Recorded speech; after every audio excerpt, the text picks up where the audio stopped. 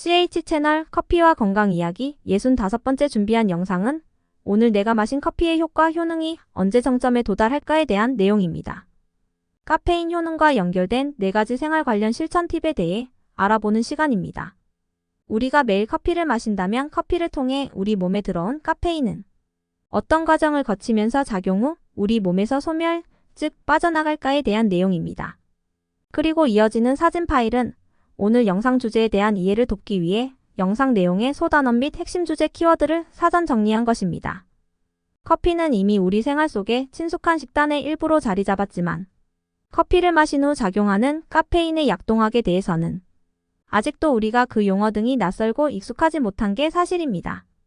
그럼 커피 관련 우리의 궁금증 해소책의 하나로 우선 첫 번째로 카페인 흡수율이 남녀노소의 차이가 날까에 대한 내용입니다. 카페인을 몸에 받아들이는데 남녀노소의 차이가 날까요? 카페인 흡수는 연령이나 성별, 유전적 배경, 질병이나 약물, 알코올이나 흡연 여부에 관계없이 누구에게나 똑같이 비슷한 시간에 혈류에 도달, 신체 기능에서 작용합니다. 그러니까 카페인을 몸에 받아들이는 데는 남녀노소의 차이가 없다고 봐야 합니다. 커피 효능이 우리 몸에 들어온 후 최대치에 도달하는 데 걸리는 시간에 대해서 알아보겠습니다. 그럼 우리가 마신 커피의 효과는 언제 정점에 도달할까요? 카페인은 일단 섭취하면 장에서 혈류로 빠르게 흡수됩니다. 그곳에서 간으로 이동하여 다양한 기관의 기능에 영향을 줄 수 있는 화합물로 분해되는데 대체로 한 잔의 커피가 혈류에 도달하는데 15분 정도 걸리고 카페인 효능 효과의 최대치에 도달하는데 약 1시간 정도 걸린다고 이해하시면 됩니다. 그런 다음 간에서 빠르게 대사되어 배출됩니다. 카페인을 대사하는데 얼마나 시간이 걸릴까요? 카페인 흡수율은 직전에서 언급된 것처럼 남녀노소의 차이가 없이 커피를 마신 후 대략 1시간 정도이면 우리 몸에 도달한다는 사실을 확인했습니다. 하지만 우리가 마신 커피가 몸 밖으로 배출되어 카페인 효력이 상실 즉 감소되는 속도에는 차이가 있습니다. 간의 효소는 카페인이 얼마나 빨리 분해되는지를 결정합니다. 카페인은 간에서 시토크롬 P450 산화효소 시스템에 의해 처리되거나 대사되며 건강한 성인의 경우 반감기는 약 4시간에서 5시간 정도입니다. 여기에서 화학 및 양리학의 일반적인 용어인 반감기란 커피와 관련하여 물질의 농도가 50%까지 소화되거나 체내에서 방출되는 데 걸리는 시간을 말합니다. 즉 효능이 절반으로 줄어드는 시간을 반감기로 이해하시면 됩니다. 가령 100mg의 카페인을 섭취하는 사람은 4시간에서 5시간 후에는 시스템에 50mg이 남게 됩니다.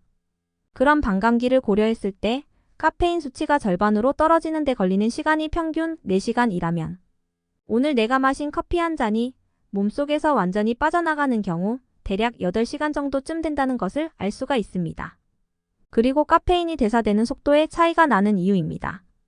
카페인 대사와 관련 각자 개인이 지닌 체질적 특성에 따라 카페인 대사가 소화되는 시차나 속도에 차이가 날 수가 있습니다. 그러니까 커피를 마시면 몸속 흡수율은 차이가 없지만 몸 안에 들어온 카페인이 몸 밖으로 배출되는 데는 사람의 체질적 특성에 따라 차이가 난다는 것입니다. 그럼 사람의 체질상 특성 중 하나인 빠른 대사자의 경우를 알아보도록 하겠습니다.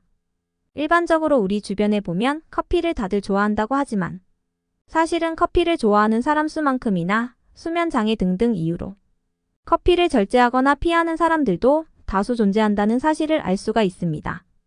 우리는 이와 관련 보통 카페인 민감성이라는 용어를 쓰거나 카페인 배출 속도에 따라 빠른 대사자 혹은 느린 대사자라는 말로 표현하기도 합니다. 내 몸속에 카페인을 분해하는 유전자가 활성화되어 있는 빠른 대사자의 경우 사람들은 커피를 마시면 바로 소화 배출되기 때문에 카페인 부작용에 따른 후유증을 겪지 않습니다.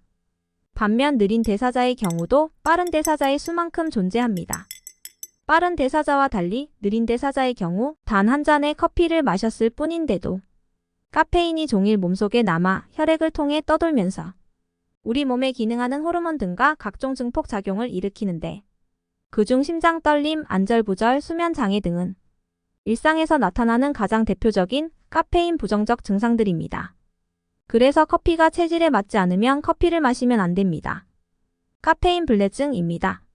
이를테면 우유를 소화시키지 못하는 사람들의 증세를 가리켜 유당불내증이라고 말하는 것처럼 카페인 불내증도 분명 존재한다고 보면 되는데 대략 주변 사람들의 12에서 18% 정도가 카페인 불내증을 겪는다고 보시면 됩니다. 우리의 혈액형이 C형이라고 할 만큼 커피가 일상화되었지만 이에 따른 커피 관련 건강 지식이 함께하지 못하다 보니 이 부분과 관련 일어나는 해프닝성 질문도 SNS를 통해 소소히 접할 수 있습니다. 예를 든다면 주변 친구나 직장에서 동료들은 매일 커피를 서너 잔씩 마셔도 껐떡없는데 유독 나만 커피만 마시면 탈나는데 뭔가 내 몸에서 질병이 있는 게 아닌가.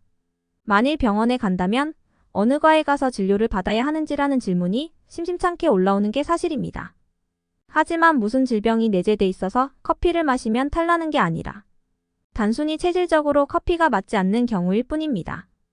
이제 여기에서 우리가 분명히 해야 할 인식은 체질적으로 커피가 안 맞는 사람들이 있고 그런 사람들은 커피를 마시면 안 된다는 사실입니다.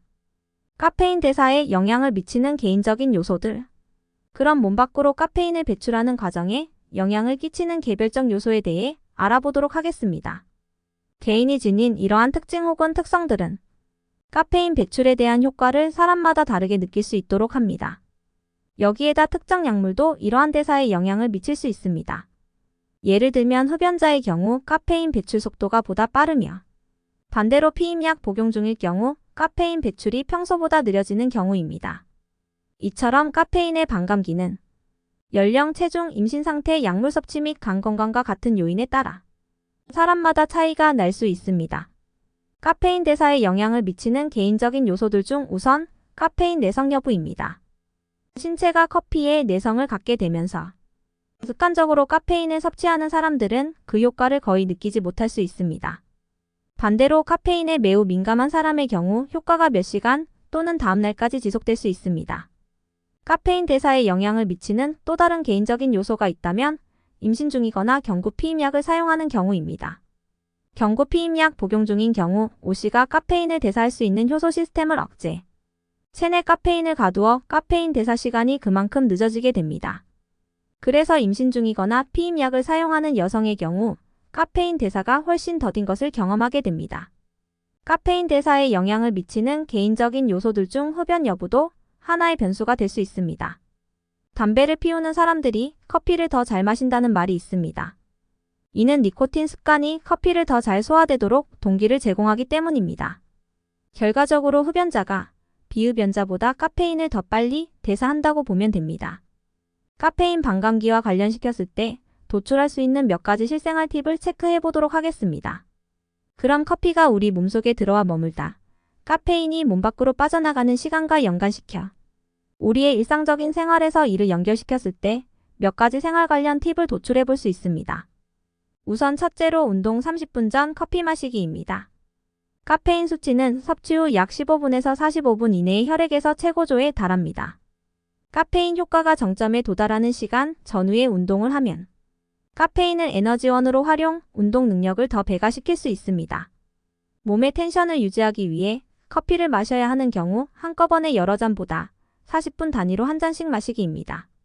밤샘 근무나 시험 공부를 위해 평소에 커피 여러 잔 분량을 한꺼번에 아이스로 만들어 급히 마셔 카페인의 각성 기능을 활용하려고 하는데 이런 경우는 오히려 카페인 과잉 섭취로 속이 탈이 나서 밤샘 근무나 시험 공부를 망치는 경우가 대부분입니다. 이런 경우 그러니까 커피를 이용 몸의 텐션이나 긴장감을 계속 유지하고 싶다면 여러 잔을 한꺼번에 마시는 것이 아닌 커피 대사의 반감기를 활용 4시간 단위로 한 잔씩 마셔야 한다는 것을 알 수가 있습니다. 커피로 인해 수면 장애를 겪는 경우입니다. 체질적으로 차이가 있을 수 있지만 커피를 마신 후 카페인 흔적이 우리 몸에서 절반 정도 소멸되는 시간이 4시간, 완전히 빠져나가는 경우 8시간 정도가 걸립니다. 그렇다면 커피를 마신 후 수면 장애의 후유증이 걱정된다면 이런 시차를 고려 낮 12시 이후 커피를 절제해야 한다는 것을 알 수가 있습니다. 카페인은 각자의 카페인 민감성에 따라 혹은 커피 섭취량에 따라 수면의 질을 떨어뜨리고 수면 패턴을 방해할 수 있기 때문입니다. 모유 수유 중인 아기에게 카페인 영향을 차단해야 하는 경우입니다. 대부분의 산모들은 일반적으로 임산부와 아기에게 위험을 초래할 수 있으므로 임신 중에는 카페인을 섭취하지 말아야 한다는 사실을 인지하고 또 실천하고 있습니다.